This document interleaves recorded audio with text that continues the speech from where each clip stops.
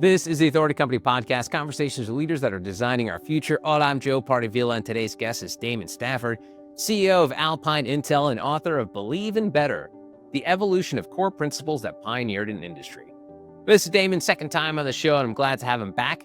He's built a reputation for transforming how leaders think about profitability, not as a short-term target, but a long-term discipline.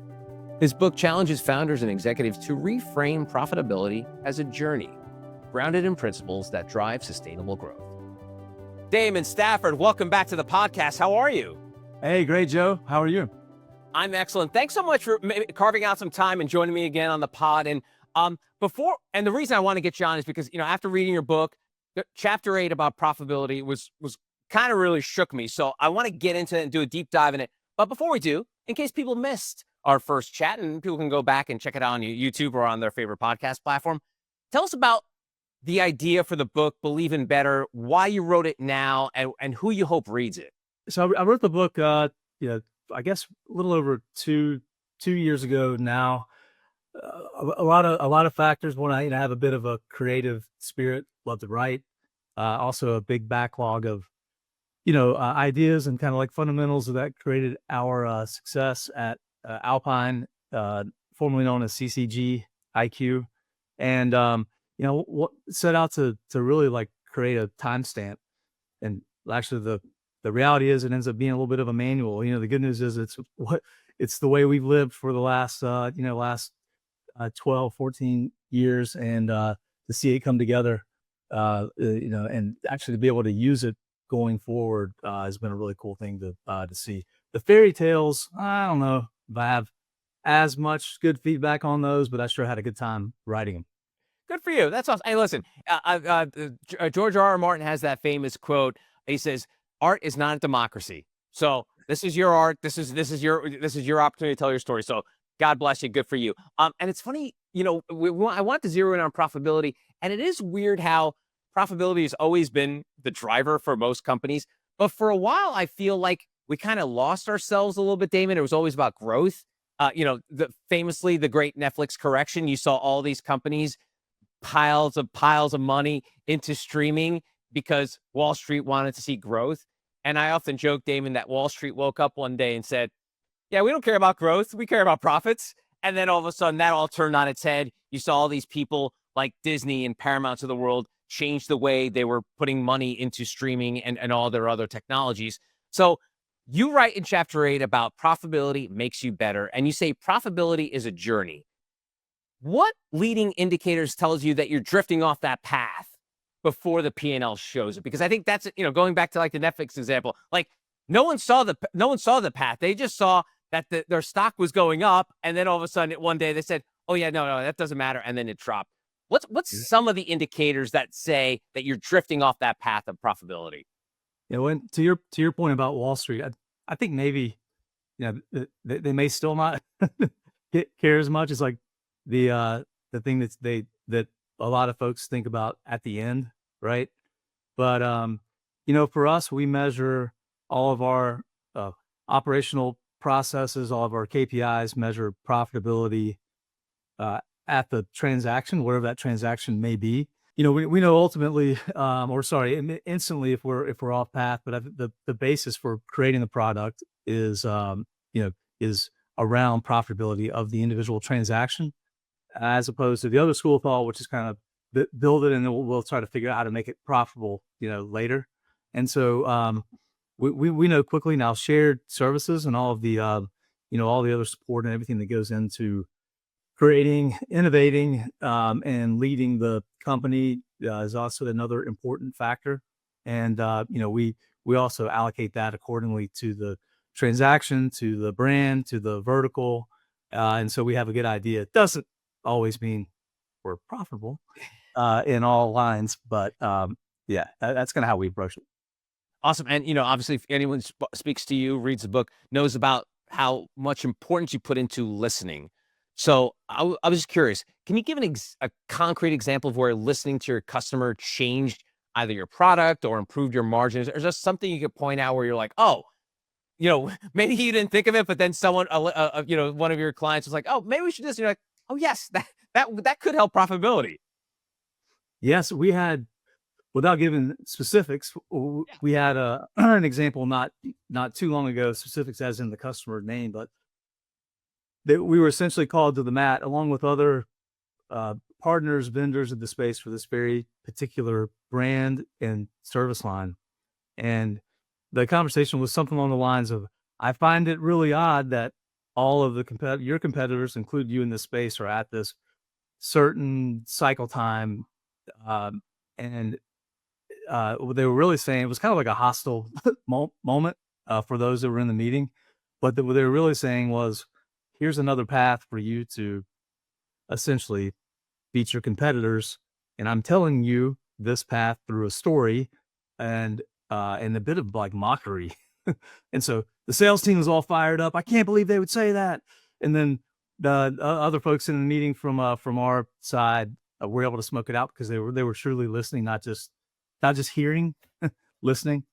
And it's created a big opportunity that has not only opened up a new vertical, a new service line, but at a much higher margin than the one that we were reporting on.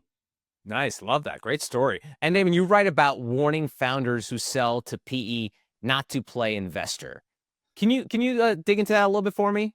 This came up and just through experience, a lot of, we see it in our industry or companies that we've acquired, for whatever reason, founders can easily forget what got them there to that point of success, to where an investor would want to invest, and ladle that with maybe a bit of like an unknown and excitement of either the financial community or private equity or whatever it may be.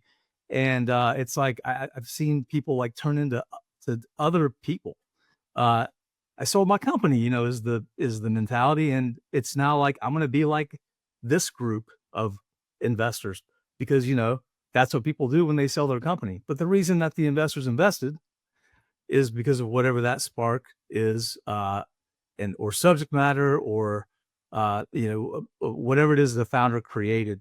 And it's usually not successful when founders try to be somebody that they're not. And maybe that's kind of what it comes down to. It doesn't mean you can't learn new things, and acquisitions are not a part of a growth strategy, because they certainly are for Alpine Intel.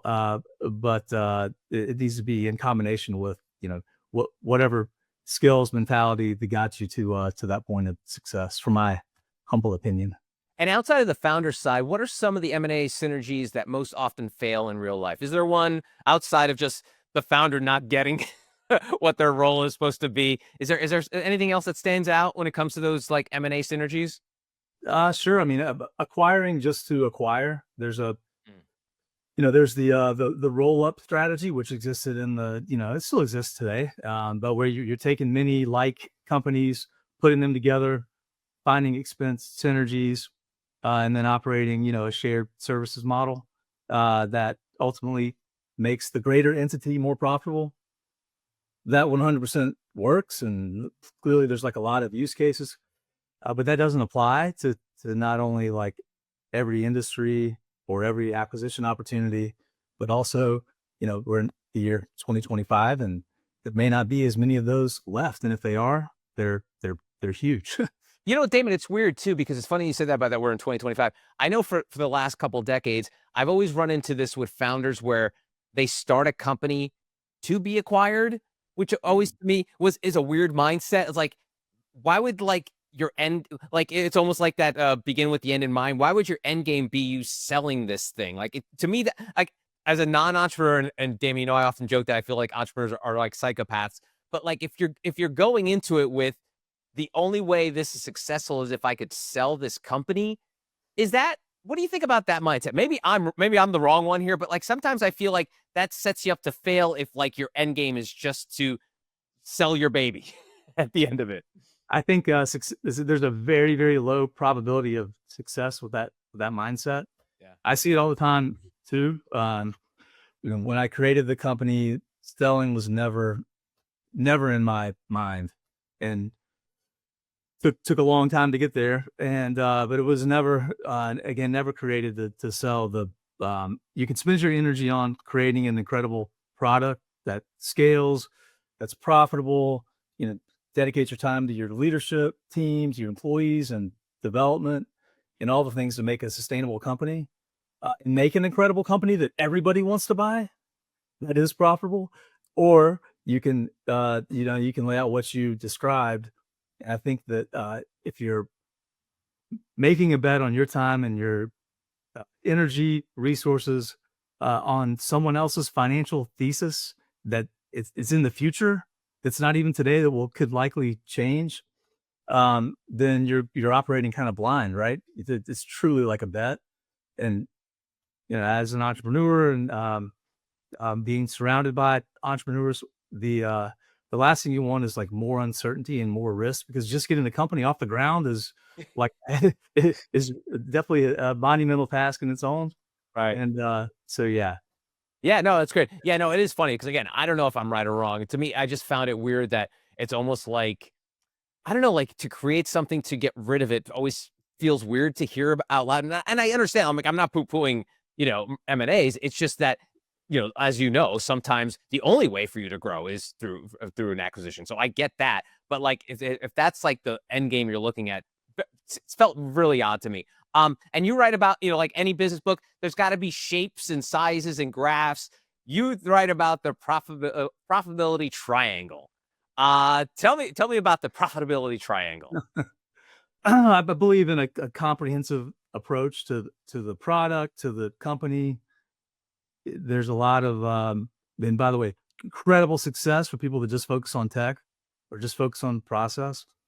But for our niche and our industry, a combination is absolutely required for sustainability of the company and to serve your customers, your clients, in the way that they need to be served. And so, if you look at technology, process, uh, people, the combination of those, starting with incredible subject matter experts, people that understand not only the niche that they're operating in, but also, the industry and what the client, in our case, the carrier or other customer types, what they really desire, what creates a better outcome for them, what creates value for them. You start there and then apply process to make, sustainable, scalable, sorry to say it again, but business processes and, operational deliverables. And then you apply technology, the output is profit. But if you do just one of those, again, works in plenty of other industries. And there are plenty of like very obvious use cases where one of, not the others work, are necessary. But in our role, all three are required to create the profit that we drive. That's great. And there's a line in the book that I found funny, was that you argue that CEOs should understand transactions, which I find funny. It's like, as someone who's not a CEO, be like, I sure hope CEOs understand transactions. Tell me more about that. This came up Thursday of last week. Okay. Was on a demo for an internal like innovation, a new product build. This was like the right before we launched internally. This thing creates more efficiency, better product for our client. It's just a good thing overall. And I had the person that was leading this group call me after and say, I'm sorry, I've never had a CEO get like this into the transaction and ask questions about the database architecture and how processes work. And because I did have like, 20 questions in it, probably at least 10, 15 questions in an hour and a half. And I said, you know why? Because I care about our product. Like I'm a steward of Alpine Intel. I'm also represent our clients and our product. And I have to understand our product in order to truly, represent all of those different perspectives. And but it is very much you get into this like conflict of, are you truly delegating if you understand? Are you truly being strategic if you're in the weeds with the transaction? But from my perspective, the overall health of the business is a build up from the transactions. If we, it doesn't necessarily have to be like one transaction at a time, but look at a group of transactions under a certain cost model, right? The aggregate of those and the brands and the verticals, that is the health of the company. And I think a lot of perspectives are that it should always be truly top down, and that it's a waste of time to truly be, in the weeds with the product. And I think those opinions are right if that's all you did. But that's obviously not the case here. So again, for us, like understanding the health of the transaction is crucial. Now, what's the fine line there in terms of embracing that mindset about the CEO understanding the transaction, but then being the dreaded micromanager, asking too many questions, what is it, overstaying their welcome in that arena. How do you navigate that? Because I'm sure it's something that you've probably had to face yourself. I think one of the golden rules is you can never be project manager, even if you know how to do it, right? Someone else must be responsible. I think another is, you obviously should never jump the organizational design that you have. And so you, as you're in it, and, if there's an hour and a half dedicated to that last week, there's probably for me like 6 hours in a month, and in those type meetings. And so I think just overall time management and percentage of how much time you were driving yourself to be in those transactions. It's sort of like there's some hard and fast rules that I implemented kind of personally, like years ago. One of those is PowerPoint. I am not allowed to create a PowerPoint because I will spend hours to make sure that everything is completely perfect. And so once I implemented that rule, I became much more efficient. And same goes with approval. I don't care about the font; just make sure it's the same size. Applying those like systematic rules, same like methodology with diving too deep into the into the product or into the transactions. Damon, I thought you and I were very much alike, but when you talk about your love of PowerPoint, I think that's a bridge too far for me. I think we've lost our personal connection there because I do not want anything to do with PowerPoints. So, and I know that has to do with your job as well. Well, hey, to be clear, I don't want to be in Power. I didn't want to be in PowerPoint. It was a necessity until I realized, oh my gosh, there's plenty of people that can do this better than me. That's funny. That's great. It's fun. It reminds me of like, it's sort of like, jumping over people. Like, I remember I worked at this radio station and we had a program director, but then we also had like a regional program director. And sometimes people at my base level at my radio station, if they didn't like the answer they got from the program director, they went over him to the regional program director. And then the regional program director would weigh in and sort of overrule what the program director. And to me, I always felt like this is like the worst way it basically emasculates the PD because all of a sudden they have no power. But sometimes that regional director does have to jump in, maybe in extreme cases. But if you do it too often, like sort of like your PowerPoint thing is like, if you do it too often, all of a sudden you're like, oh God, I'm a CEO doing PowerPoints. This is ridiculous. Yeah. How do you, I mean, again, I hate to be like thread the needle, but how do you thread the needle where you still want to be accessible to your team without over jumping, somebody that might be in between? Is that something you've ever had to run into? Yeah, every day. Well, I mean, it's something you think, because if you're making yourself be involved because you do care about the product, then you've just exposed yourself to like hours of conversation potential. And it's not that you don't want to have the conversations, but there's not enough time in the day to do all. And I think that conflict that you described with the radio station is present everywhere. Creates incredible dysfunction, and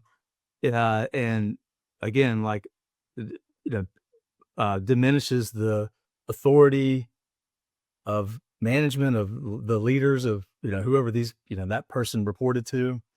And so again, back to the org design, we live by the organizational design. Like I've said it too many times, right?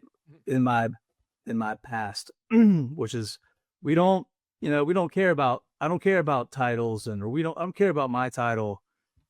Boy, have I made like an incredible shift the last 10 years. I do care about the title because your title matches your role and responsibility. And then that allows me to empower the organization, allows me to hold you accountable for success or failure. And so, I've kind of shifted back, to more structured from that perspective. And speaking of shifting, one thing that I've noticed about you is you're always shifting the paradigm. You don't want to keep things settled. And you write about the customer is not always right, which the paradigm was the customer is always right. Tell me how you came to that realization and why it's important to sort of not it be your North Star, but to be always thinking that there's a chance, maybe good, maybe bad, that the customer is not right. Yeah, wrote that in the book. It's something that is present, at every company and even within Alpine today. And the genesis behind kind of pausing before you say the customer is right is to really like think and understand the situation. Leading with "I'm sorry" can create, well, one a suboptimal outcome for whatever the client request was, and that understanding is really important as you look at like scale of like changes within the organization or operational deliverable model changes. Say a customer calls in and says, "I can't believe your report says this. It needs to say this." Even if I put objectivity aside, in a consulting model, well, what's the role of the person at the client? Do they have a manager? Are they asking because they don't want to deal with the conflict that may arise from having to deliver bad news to somebody? On and on and on and on again. And so as we dive into these issues, which are 10 times out of 10 opportunities to create something better or new. But as we jump into those, we lead first with, let's seek to understand what's happening here. And then maybe there's a sorry, but if it's a sorry, it's going to be a really big one and a really good one as we work through it. So that's great. All right. So we talked about your team, we talked about your customers, but there's one person that sort of fits into this idea about profitability, and that's the CFO. As well as anybody, the importance of that role in terms of coming to profitability. When should a company think about having that? Because most startups and starting companies don't have a CFO unless maybe the one of the founders or one of the senior leaders has that kind of background. Most don't. So tell me about that first step in terms of finding the CFO that will lead you to that road to profitability. It just occurred to me, thinking back to earlier in the podcast, you mentioned a lot of companies are built to sell, to get rid of. That might be a leading indicator. If they're founded with a CFO, oh, that's funny. they're probably built to sell. So first of all, our CFO is phenomenal and like absolutely crucial to everything that we do. The stepping stone or the point for us where the CFO is needed is very simple. Simply like we have investors, we have governance, you can a la carte it all you want, right? Tax, payroll, pick any function of a CFO, and in the beginning you can get it done or you can outsource. But as you bring in investors, and even before you bring in investors, if that's what you decide to do, absolutely crucial. I'm sure the investors would be happy to help you find one as well, if you don't. But for us, that was the mark. And then back to kind of working yourself out of the job as a founder. If you were even responsible for a lot of those, like the tactical parts of the world of accounting or of CFO, your time is better spent elsewhere. And I'm certain there's someone out there that knows how to do it better than you and more efficient. And so that's another good, I think, maybe milestone to consider is why am I, doing the PowerPoint? No, why am I running payroll, or why am I talking to the tax accountant? Good stuff. Good stuff. You obviously a big systems guy. We know you're a big PowerPoint guy. But I know about creating these processes. What's the most useful profitability dashboard you've built? Like, give me sort of like the X's and O's of how you've put it together that works best for Alpine and probably could work for most companies. Back to the aggregate. We built dashboards reporting from even the very, very beginning that allow us to check the health of the transaction, to check the efficiency of a team member, the effectiveness of the call center. And so that's the crucial one. That's not probably the one that I view the most now. But as you roll that up to an overall company performance dashboard, that's obviously the basis for it. And so fast forward to today, we have a platform dashboard that allows us to see at the transaction. Sorry, CEO saying transaction. At the transactional level, new orders in by vertical, brand, client, year over year trending of that client. And again, I'm not in that dashboard, but then also the performance of the throughput, which of those transactions, which then leads to revenue. And so things like daily performance, monthly performance, weekly, yearly are things that we just don't think about because we can press a button and get it anytime we want. But every morning we wake up to all of those data points, and then it's very simple: what's in the green and what's in the red, but with incredible basis. And we talk a lot about the reporting and dashboards and all of the triggers and KPIs that we use. We could have a 12-hour podcast and you would be snoozing in no time. Yeah. Well, we'll work in a PowerPoint section to that too, just in case people are missing that too. All right, so let's wrap this up with some takeaways, Damon, because what if someone read the book, listens to this podcast, watches on YouTube, and they are a near profitable business, and they call you up, Damon, and say, Damon, I got 90 days to turn this around. And I'm saying near profitable. I'm not saying this is a company that's in the toilet and they're about to file Chapter 11. I'm saying that they're just on that, they're on third base of profitability. Is there one or two hacks that you could suggest to those people to take to get started to that road to profitability? I go back to transparency of the data within the operational platform or sales platform.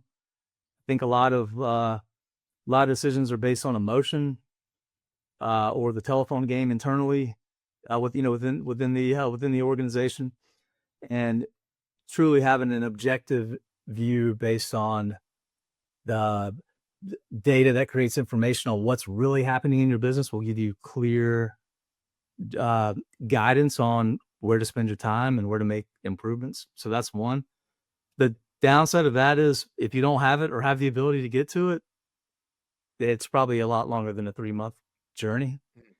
And we, as we have made acquisitions, we've been very close to those type situations in the past, and can be a real grind to get through, but it's always worth it every single time. Awesome. His name is Damon Stafford. He's CEO of Alpine Intel and author of Believe in Better, the evolution of core principles that pioneered an industry. Damon, thanks again for coming on the pod. Really appreciate it. Yeah, thank you, Joe. Always a pleasure. Take care. And that's going to do it for this episode. If you want to find out more information about Damon and our other amazing authors, go to theauthoritycompany.com.